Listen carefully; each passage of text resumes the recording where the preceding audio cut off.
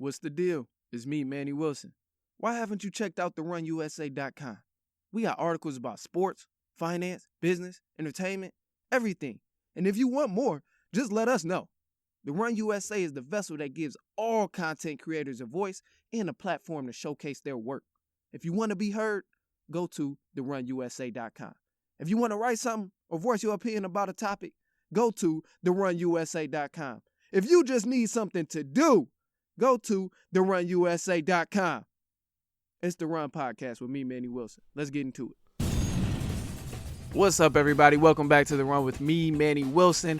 All right, man, let's jump into our next topic. So the next thing is just all these little knick-knack things that's stopping players from playing in the NBA. So you got Kawhi Leonard. Obviously, his is not really a knick-knack thing. It's his knee. He's not going to be able to play.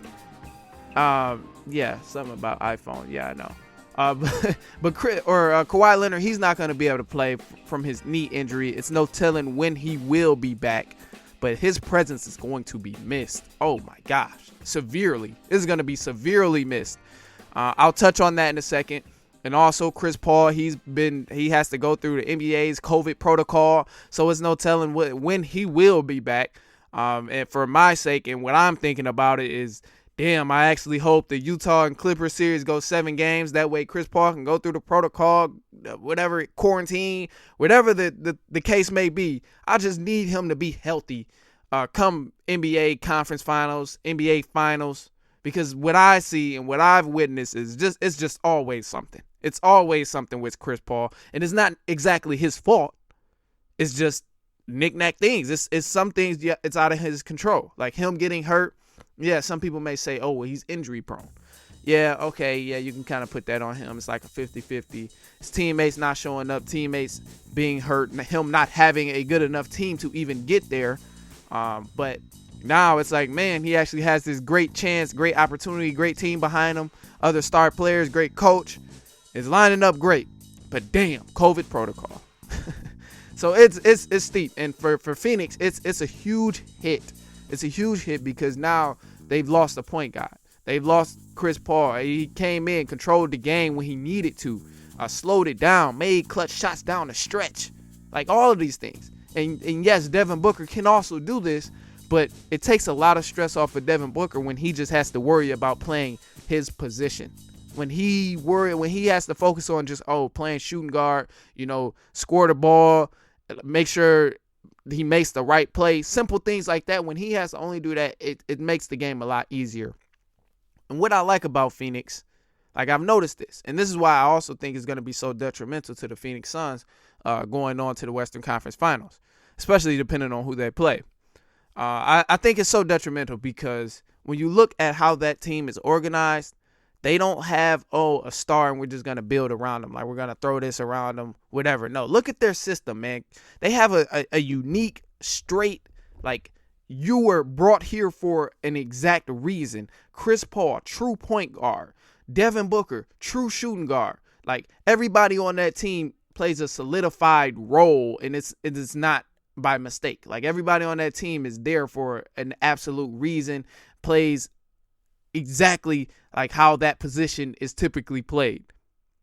DeAndre Ayton he doesn't like lash out, try and play point forward, or not point forward, like a small forward type center. He plays center, get in the game, rebound, block shots, give the ball to the point guard. That's how they play. Small forwards do the same thing. Jay Crowder, he's on the same thing. He plays that strict power forward rule. He can shoot a little bit. So him as a power forward, hey, I can step out, make shots. Why not do it? But he gets down and dirty in the paint. He plays defense. That's why I really like the Phoenix Suns. So them matching up against either Utah or the Clippers, it's going to be a battle either way. Especially considering they're in the Western Conference. Any team in the Western Conference is a battle. The Western Conference has always been the battle. One of my great friends, he made a great point. Shout out to Dill. He made a great point, and he was saying, when you look at all these first team NBA teams and stuff like that, a large amount of them are on the Western Conference. Besides Giannis Antetokounmpo, just about everybody is on that Western Conference or in the Western Conference. So, I mean, hey, this is nothing new, though. We know that the Western Conference has always been like that tough, competitive conference. All right, so as far as the Clippers, let's jump to Kawhi, because this is also detrimental to the Los Angeles Clippers. It's very detrimental to them. At this point, with no Kawhi, going against the Utah Jazz, man, it is looking scary. If I'm going for the Clippers, it's looking scary because Utah is not a bad team at all. Utah is a great team, and they have the advantage. Going into Game 5, they have to do what they need to do, which is win, because the last thing you want to do is go to Game 6 or Game 7 with the Clippers and give Kawhi a reason to come back. You don't want to, even though he might not be able to. I haven't read the latest of the reports, but I know they been saying that Kawhi Leonard, he may be done. Like, he may be done for the season or the postseason, or whatever the case may be, due to his knee. I hope that's not the case. I do want to see Kawhi Leonard advance. I like Kawhi Leonard, even though I get on the Clippers a lot about them being inconsistent and very, very trash sometimes. I like Kawhi Leonard. But at this point, he's not going to be there. And with him not there, you're looking at Paul George, Reggie Jackson, Marcus Morris. You're looking at them to carry this game and carry you to the finals. And that's a scary bet. That's just a scary bet to me. People have got on Paul George because he's been different ever since his injury. He hasn't been as consistent. But this is the time to show it.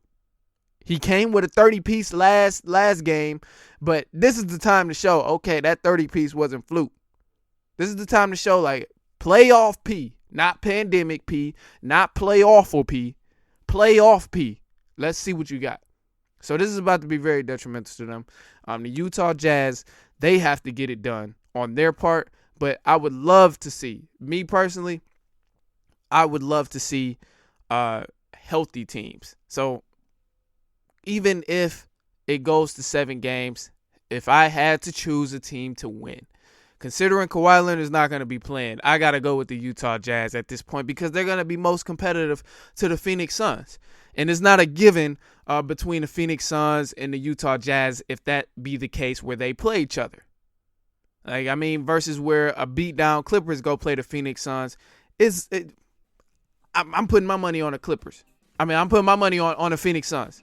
And either way, it's still a challenge because the West is very competitive. It's not like the East where we know whichever team is going to win between Brooklyn and Milwaukee is going to beat the Hawks in the Philadelphia. Like, either way, we know that's not going to be the case. Over in that Eastern Conference, it's pretty much whoever wins between Bucks and Nets is going to the finals. And that's sad. That's sad. It's unfortunate. But at this point, things got a lot more interesting because of players' injuries. Kyrie is down.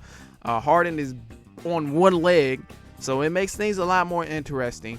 I talked about the Bucks. I'm done talking about them. But this Western Conference, things are heating up as well. No Chris Paul, no Kawhi Leonard. Mike Conley has been out for a minute. So Utah has made adjustments already. So we're about to see where it's going.